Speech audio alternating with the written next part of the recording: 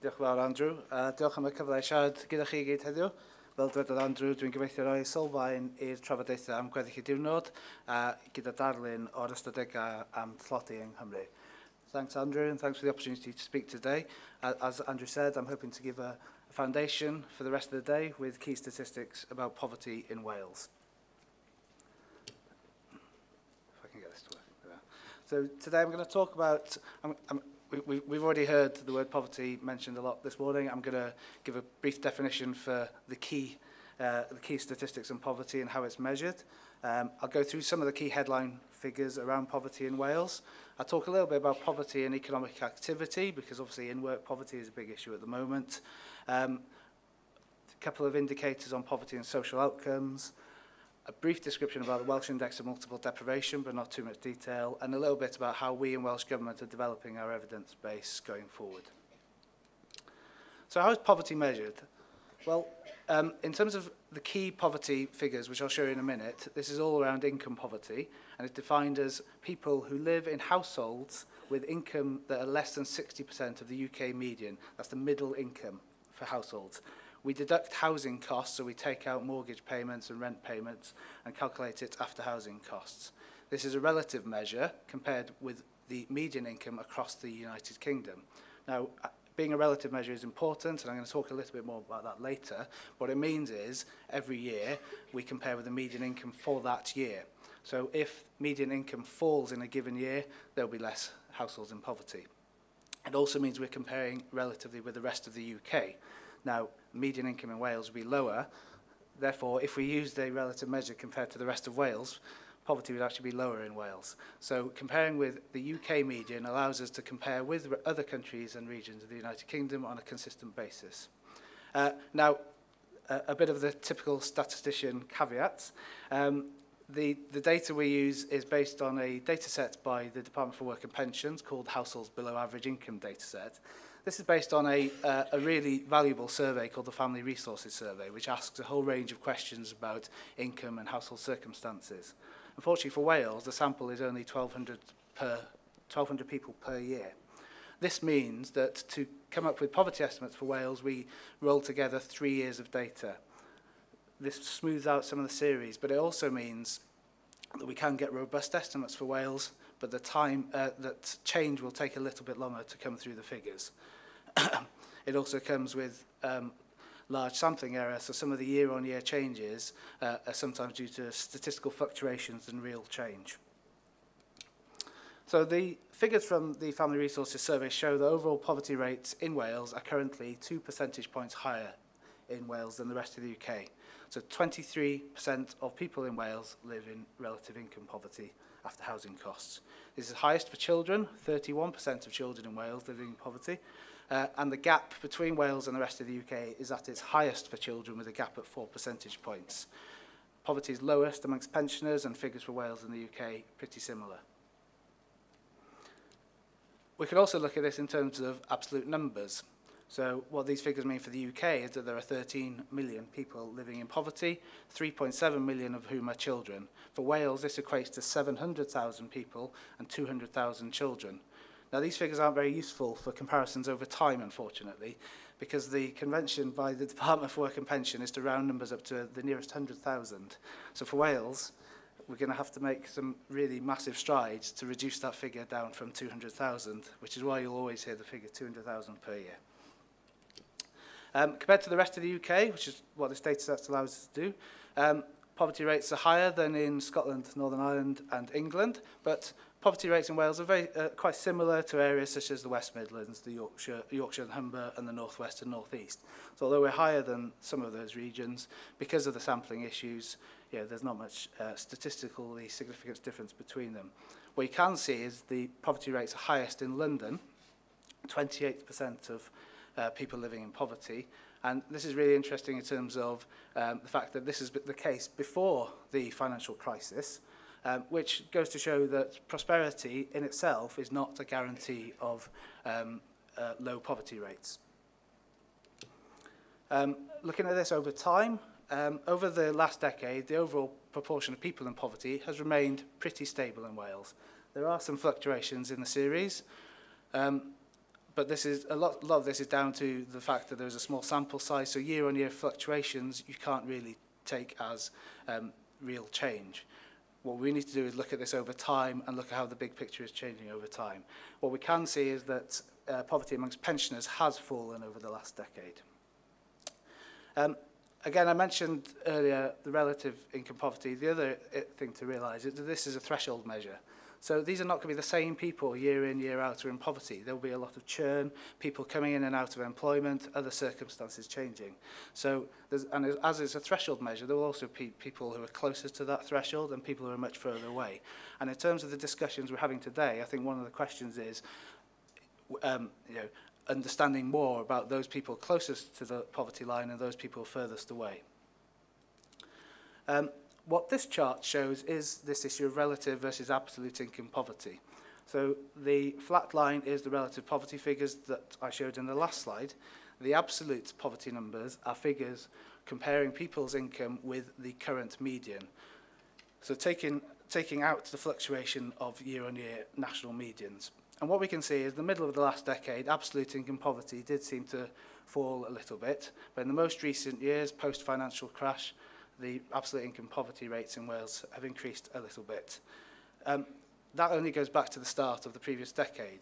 The slide I've got here from the London School of Economics show the vast decline in absolute poverty since, in this chart, the 1960s. So the two lines at the top show absolute poverty rates for people's income in the 1960s compared with current median.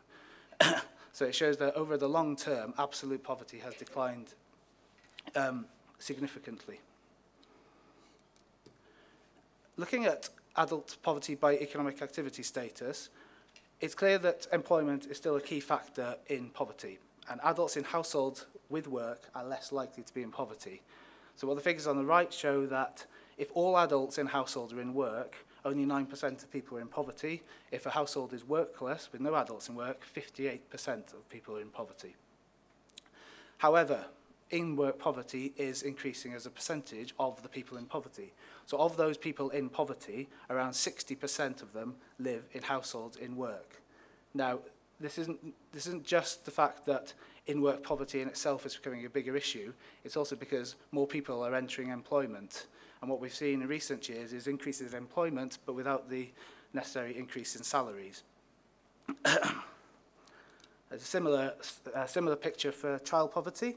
So children in households with work are less likely to be in poverty, but over 60% of children in poverty live in households with work. And around a fifth of children in poverty live in households where both adults are in work. But as I said, employment continues to be a key route out of poverty, despite the presence of in-work poverty.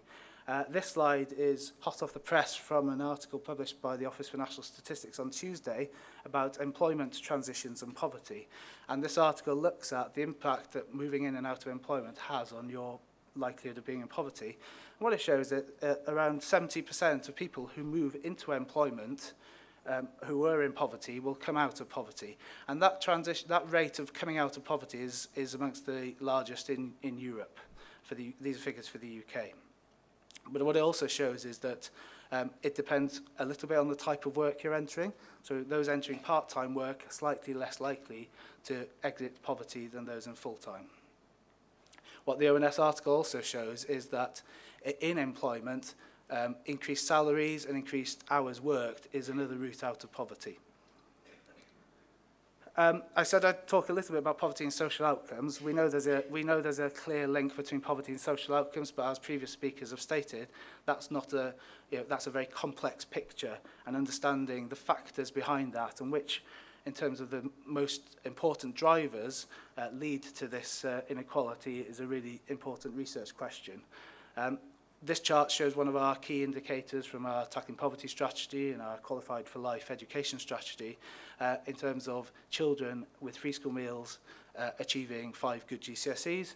And it shows that the gap between those without free school meals, the top line, and those who receive free school meals, the bottom line, has remained pretty stubborn over the years. It did fall a little bit in 2012 and 2013. Most recent figures showed a slight increase in that gap, but overall it's been a pretty stubborn gap.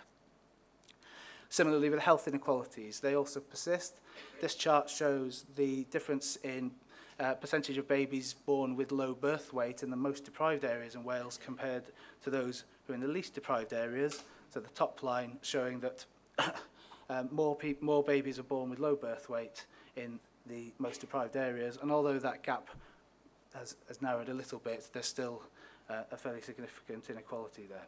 And of course, low birth weight is a really important factor in terms of a healthy start to life for children. The figures I've showed you so far have all been national.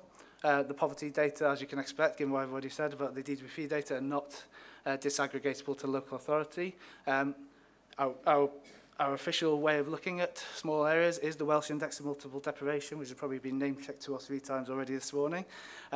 So I'm just going to do a brief description of this. Sue Leek from my team is doing a breakout session in this room later on, and I know many of you are coming to that. But what the index does, it provides a relative measure of deprivation across 1,900 small areas in Wales, and it allows us to compare those areas to understand which areas have the largest concentrations of different types of deprivation. So this isn't just about income deprivation, it's about deprivation of employment, qualifications, good health, and community safety and the other domains. And those are all weighted together to give us this relative index.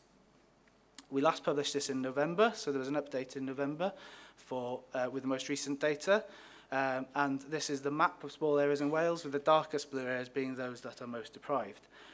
It shows pockets of high relative deprivation in the South Wales valleys, larger cities, and some of the coastal and border towns in North Wales. Now, this is a pretty similar picture to what we've seen in previous indices of deprivation. And in fact, 7 of the 10 most deprived areas in the 2011 edition were also in the top 10 last time.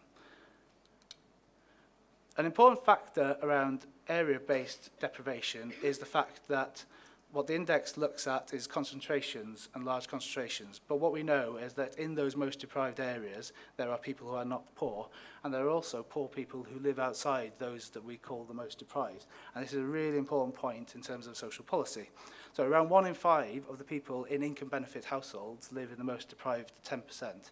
That means that 4 out of 5 people live outside those that are in the 10% most deprived areas. In the most deprived areas, those 10%, around 30 to 67% of people in those areas are on income benefits. So in some areas, 2/3 of people are on income benefits. In some areas, 70% of the people are not. And that's just an important factor to remember.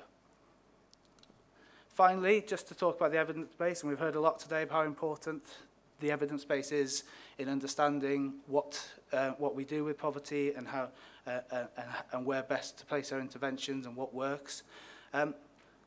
What's important is everything I've said so far are very much headline indicator information.